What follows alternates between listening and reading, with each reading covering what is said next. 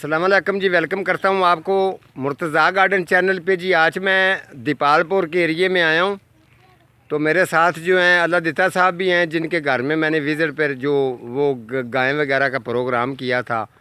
तो क्योंकि फ़सल के बारे में ज़्यादा यही जानते हैं, क्योंकि इनका आज का काम नहीं है, कम से कम भी इसको 45 साल हो चुके हैं इसी फील्ड के अंदर। तो वेजिटेबल सब्ज़ियों के बारे में अच्छा गाइड्स करते हैं, अच्छा जानते हैं, अच्छा लोगों को बताते हैं।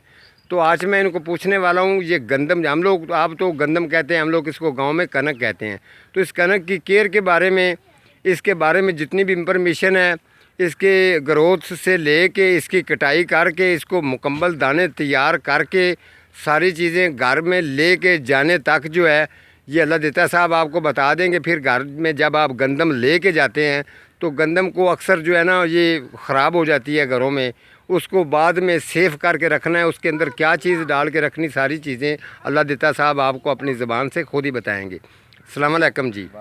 अल्लाह दिता साहब, हम आप पर थोड़ा सा ये सवाल करेंगे गंदम के बारे में, क्योंकि आपकी फील्ड है, तो आपको इतने साल हो चुके हैं ये काम करते हुए, इसके बारे में इंफॉर्मेशन हमारे व्यूवर को बताएं।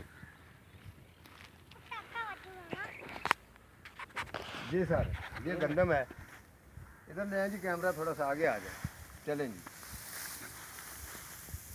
अच्छा जी, बताएं हमारे व्यूवर को, जो आपको लोग देख रहे हैं, आप इसके बारे में इंफॉर्मेशन लोगों को बताएं। ਇਹਨੂੰ ਜੀ थोड़ा सा ऊंची बोलना है। ਤਰੀਕਾਕਾਰ ਇਹ ਵੀ ਇਹਦਾ ਕੇਰਾ ਕਰੋ, ਜ਼ਮੀਨ ਬੀ ਨਹੀਂ ਰੱਖੇ ਦੀ, ਸਾਰਾ ਉੱਗੇਦਾ, ਨਾਲ ਹੀ ਖਾਦ ਪੈ ਜਾਂਦੀ, ਨਾਲ ਹੀ ਬੀ ਪੈ ਜਾਂਦਾ।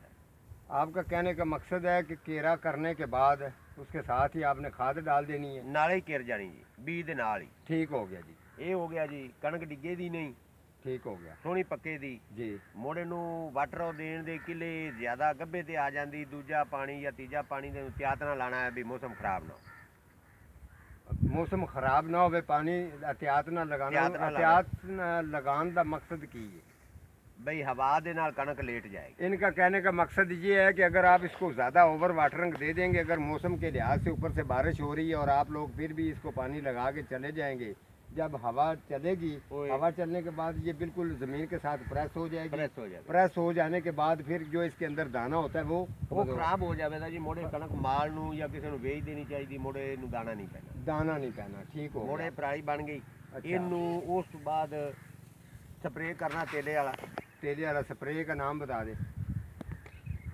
ਨਾਂ ਤਾਂ ਮੈਨੂੰ ਯਾਦ ਨਹੀਂ ਹੈ, ਤੇ ਸਪਰੇਅ ਤੇਲੇ ਵਾਲਾ ਕਿਹੜਾ ਨਾ ਉਹ ਤੁਸੀਂ ਕਰੋ, ਤੇਲਾ ਆ ਜਾਂਦਾ ਹੈ। तेले वाला स्प्रे जी। ਤੇਲੇ ਵਾਲਾ ਸਪਰੇਅ। अच्छा जी। ਤੇ ਉਸ ਤੋਂ ਬਾਅਦ ਕਿਹੜੇ ਨੂੰ ਪਾਣੀ ਲਾਉਣਾ ਹੈ ਤੇਲੇ ਦੇ ਵਿੱਚ।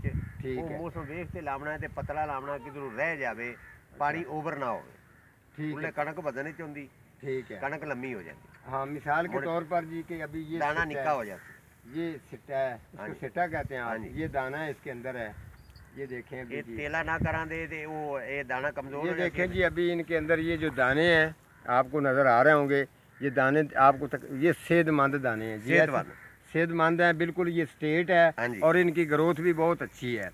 आपको बताऊं, ये पकड़ लें। इसी तरीके से जब ये कनक को मशीन वगैरह, इसको आप इसको क्या कहते हैं, गाना गाना क्या कहते हैं, हार्वेस्टर हार्वेस्टर से ये जब गाई जाती है, गाई जाती है, या कोई लोग तूड़ी बना देने तो ਵੱਢ ਕੇ ਥ੍ਰੈਸ਼ਰ ਤੇ ਗਾਉਂਦੇ ਟਰੈਕਟਰਾਂ ਨਾਲ। ਟਰੈਕਟਰਾਂ ਨਾਲ ਉਹ ਜ਼ਿਆਦਾ ਜਿਹੜਾ ਹਾਰਵੈਸਟਰ ਦੀ ਕਟਾਈ ਹੈ ਉਹ ਬੈਸਟ ਹੈ, ਜਾਂ ਮੇਰਾ ਕਹਿਣ ਦਾ ਮਕਸਦ ਹੈ ਕਿ ਜਿਹੜਾ ਤੁਸੀਂ ਟਰੈਕਟਰਾਂ ਨਾਲ ਗਾਉਂਦੇ ਹੋ ਉਹ ਬੈਸਟ ਹੈ? ਤਰੀਕਾ ਦੱਸੋ, ਟਰੈਕਟਰਾਂ ਨੁਕਸਾਨ ਜਾਂ ਫਾਇਦਾ ਕਿਹਦੇ 'ਚ?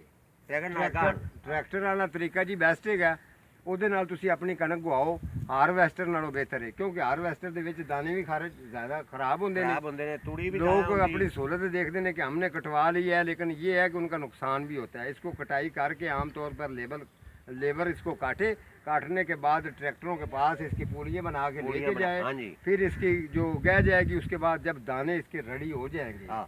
तो आप वो दाने जब हम लोग घर में लेके जाते हैं, लोग कहते हैं जी हमारे घर में 10 मन कनक है, ये गंदम है तो हमारी ख़राब हो रही है, उसके बारे में अगर वो किस तरीके खराब ਇਹਨਾਂ ਨੂੰ होती ਜੀ है? ਇੱਕ ਵਾਰ ਲਿਜਾ ਕੇ ਬੜੋਲੇ में ਪਾ ਦੇਣਾ, जो पड़ोला बना होता है। ਆ ਉਹਦੇ ਚ ਪਾ ਦੇਣਾ। अच्छा। ਬਾਅਦ ਤੇ ਉਹਨੂੰ ਕੋਈ 15-20 ਦੇ ਠਹਿਰ ਕੇ ਬਾਅਦ ਤੇ ਉਹਨੂੰ ਵਾਹ ਲਵਾਣੀ ਹੈ, ਤੇ ਮੋੜੋ ਨੂੰ ਪਾਣਾ ਹੈ ਨਿੰਮ ਜਾਂ ਦਰੇਕ ਪੱਤੇ, ਉਹ ਅੰਦਰ ਮਲ ਦੇਣੇ ਨੇ। ठीक है जी।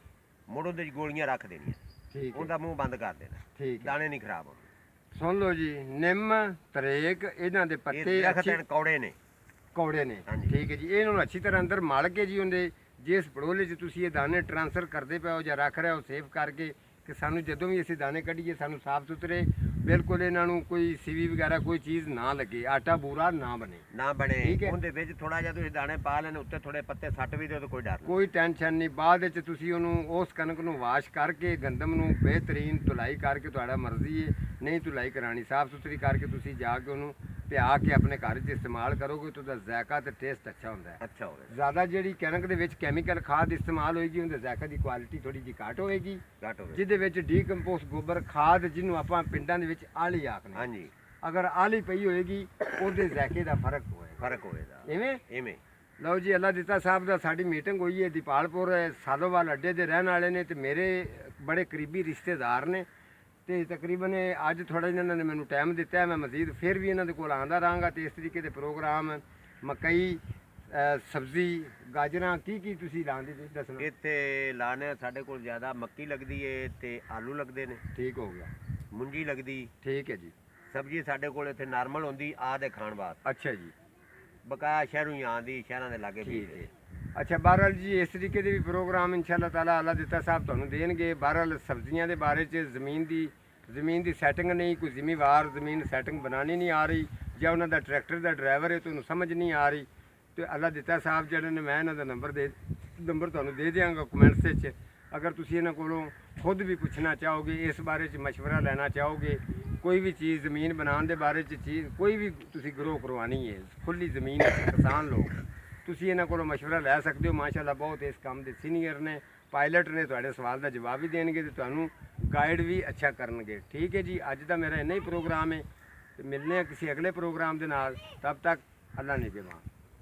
ਠੀਕ ਹੈ।